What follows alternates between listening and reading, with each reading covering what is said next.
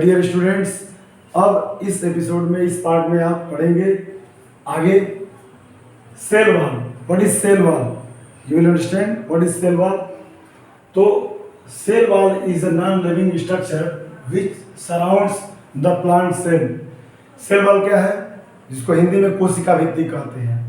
Cell wall एक निर्जीव संरचना होती है जो प्लांट सेल को, प्लांट सेल मतलब पादप कोशिका, हिंदी में भी समझा दोनों मीडियम के लिए, जो प्लांट सेल को घेरे रहती है, चारों तरफ से घेरे रहती है। समझ में आ गया?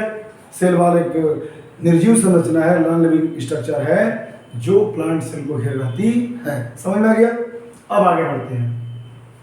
कंपोजिशन अर्थात फॉर्मेशन भी कह सकते हैं, कैसे वो निर्मित हुई है। अंग्रेजी पर ध्यान दीजिए, इसको मैं हिंदी में भी समझा रहा हूँ। कंपोजिशन मतलब किस तरह से बनी है, किस चीज से बनी है। आइए देखते हैं। तो याद रखिएगा, इट इज कंपोज मतलब cell wall compose of cytoplasm and its secreted matters. अर्थात सेल वॉल जो है साइटोप्लाज्म तथा उसके द्वारा स्रावित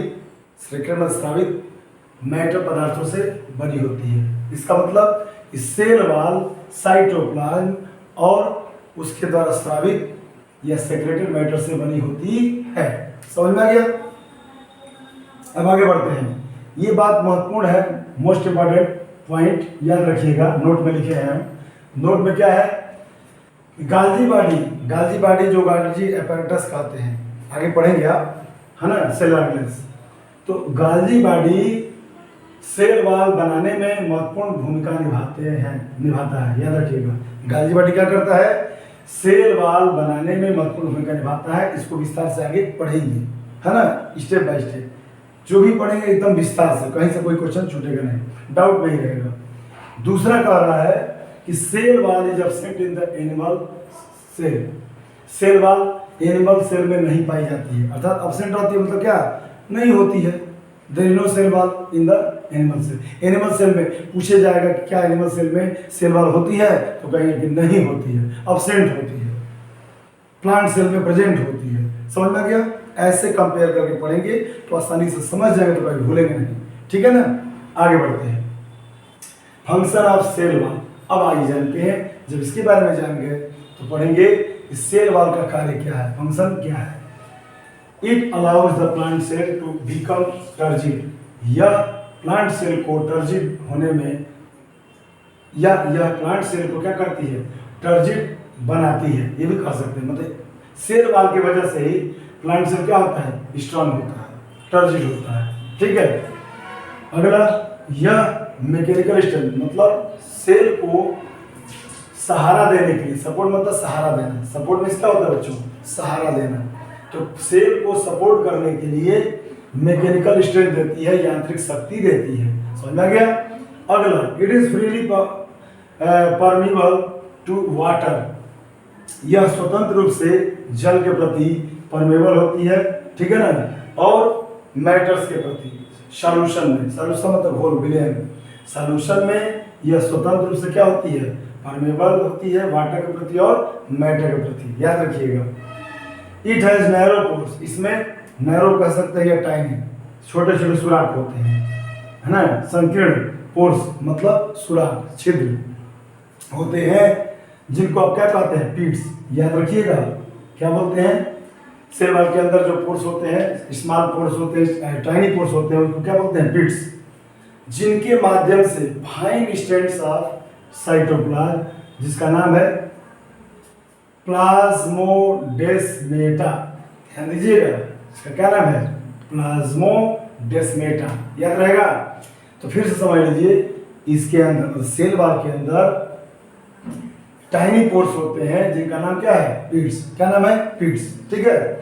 जिसके माध्यम से, सुराख के माध्यम से, उन पिट्स के माध्यम से महीन, फाइन मतलब अच्छा या बारीक होता है, अच्छा नहीं कहेंगे, बारीक fine strands of cytoplasm, cytoplasm के महीन संरचना स्ट्रैंड्स क्या होती है?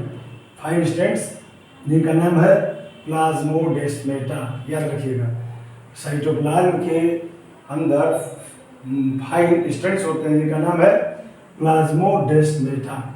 तो प्लाज्मोडेस्मेटा जिसको कहते हैं, तो समझ लीजिए साइटोप्लाज्म के फाइन स्टेंट जिनके माध्यम से क्या होते हैं, स्लॉट के माध्यम से क्या होते हैं, पास होते हैं, गुजरते हैं। समझ में आ गया? क्या होते हैं?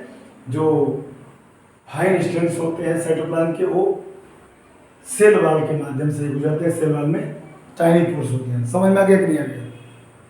अब देखिए इसके बाद यहाँ ये पॉइंट देखिए, the cell wall of adjacent cell, कह रहा है ना, एडजेसेंट मतलब पास की कोशिकाओं का सेल वॉल, कोशिका भित्ति सेल वॉल एक साथ मिडिल लेमेला से जुड़ी होती है। मिडिल लेमेला, लेमेला पढ़ेंगे आप आगे, तो सेल वॉल में कई पार्ट होता है, 3 से, तो उसमें एक है मिडिल लेमेला, है ना।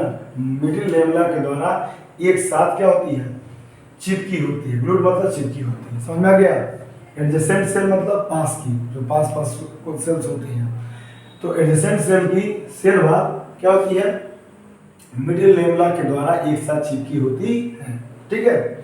अब लास्ट पॉइंट नोट में मैंने लिखा है कि मिडिल लेमेला क्या होता है। अभी मैंने बोला ना कि आगे भी पढ़ेंगे विस्तार से, और यहाँ भी देखिए मैंने लिख दिया है क्या आपकी सुविधा के लिए कि मिडिल लेमेला होता क्या है।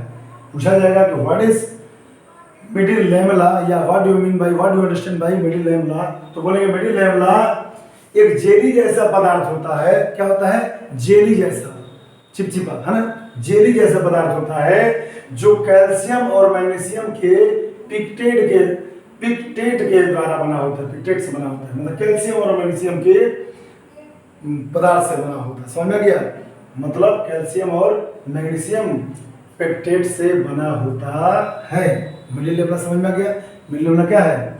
मिडिल लेमेला एक जेली जैसा संरचना है जो कैल्शियम और मैग्नीशियम के पिक्टेट से बना होता है। समझ में आ गया? मुझे उम्मीद है कि आपको सारा मैटर समझ में आ गया। तो जो भी चीज़ समझिए विस्तार से समझिए, कहीं से बच्चों को कोई डाउट ना रहे, इसलिए मेरे चैनल को ज़्यादा से ज़्यादा सब्सक्राइब करिए और लाइक करिए। Thank you so much for watching my video.